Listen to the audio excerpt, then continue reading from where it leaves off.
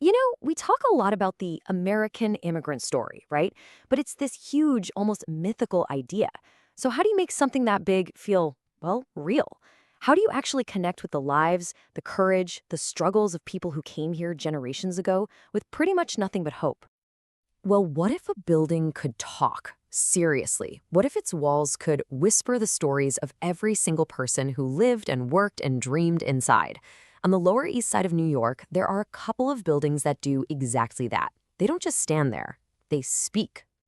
And the story they tell, it's absolutely epic. We're talking an estimated 15,000 people from over 20 different nations, all calling just these two buildings home over the years. Think about that for a second. That's not just a number on a page. That's 15,000 individual lives, 15,000 stories, all packed into these walls.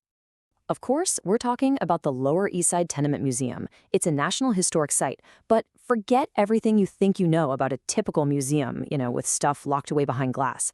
This place has a totally different mission. It takes these big abstract ideas, like immigration, poverty, work, and makes them real, something you can almost touch and feel. And that phrase on the screen, personal experiences, that's the absolute key. See, this museum isn't just about saving old buildings. It's about saving the stories that are trapped inside them. They do this incredible, deep dive research to rebuild the actual lives of the families who are here, putting you right in the middle of their world. So, let's step inside, shall we? We'll start where the museum itself began, at 97 Orchard Street. This place is the classic, quintessential New York tenement building. And it's here that we get to meet some of the first waves of families. People from Ireland, Germany, Italy, Eastern Europe. The folks who really built this neighborhood from the 1860s all the way to the 1930s. And this quote, it just nails their whole approach perfectly. They're not just restoring a room. No, they're recreating a moment. Every piece of furniture, every scrap of wallpaper, it's all based on incredibly detailed research. It's so immersive you can practically feel the presence of the families who called that space home. So, who are we actually talking about? Well, you can meet families like the Moores, who came from Ireland to escape the famine and had to figure out what it meant to be Irish American. Or you can learn about incredible women like Jenny Levine, a force of nature who helped organize a massive boycott over the price of kosher meat back in 1902. And then there's the story of Joseph and Rachel Moore, a Black family figuring out life in New York right after the Civil War.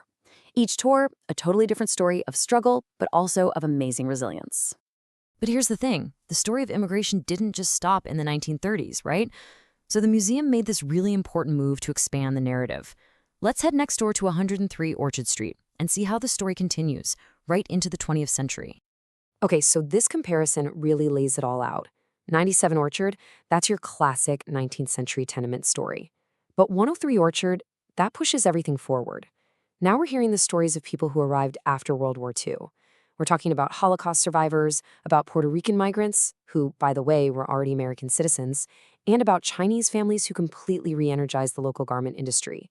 It's a very intentional way of showing that this story is always changing, always evolving. And you can see this commitment to telling a bigger, more inclusive story in their tours.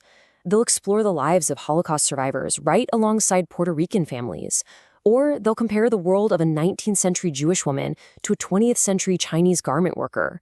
They even have a tour that digs way back, reclaiming the long and vital history of Black New Yorkers in Lower Manhattan, centuries before these buildings even existed. Okay, so this is where the museum's mission gets, well, really powerful. Because it's not just about showing you what happened back then. It's about using the past to get us all talking about today. It's gone from being just a historic site to something called a site of conscience. So what exactly is a site of conscience?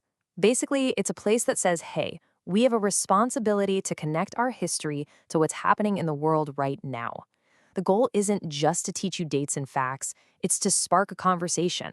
And fun fact, the Tenement Museum actually helped start a whole international group of museums based on this powerful idea. But why is a conversation like this so important? Well, the staff at the museum started hearing comments just like this one on the screen. People would see the incredible hardships of immigrants from 100 years ago and then draw this really sharp line between the so-called good immigrants of the past and the new arrivals of today. The museum realized they couldn't just let that go. They had to tackle it head on. And their solution is a program called Kitchen Conversations. After a tour, instead of just leaving, you're invited to sit down and talk. And this is crucial, it's not a debate. Look at these rules. It's all about creating a space where people can actually listen to each other. The goal isn't to win an argument, it's to understand. So does this actually work? Oh yeah, here's a perfect example. One visitor was talking about how frustrated they were that newcomers in the area didn't speak English. Then two other people in the group spoke up. They shared stories about their own grandmothers, one who only ever spoke Italian, another who only spoke Yiddish. Why? Because they were working 12-hour days and were just too exhausted to take classes. And in that moment, you could feel the whole room shift from judgment to understanding. That's what empathy looks like in real time. So, in the end, why do these old buildings matter so much? Well, because there's so much more than just bricks. They're like containers, holding on to our collective memory. And at the Tenement Museum, they've become this incredible stage for understanding where we came from and for figuring out where we're going.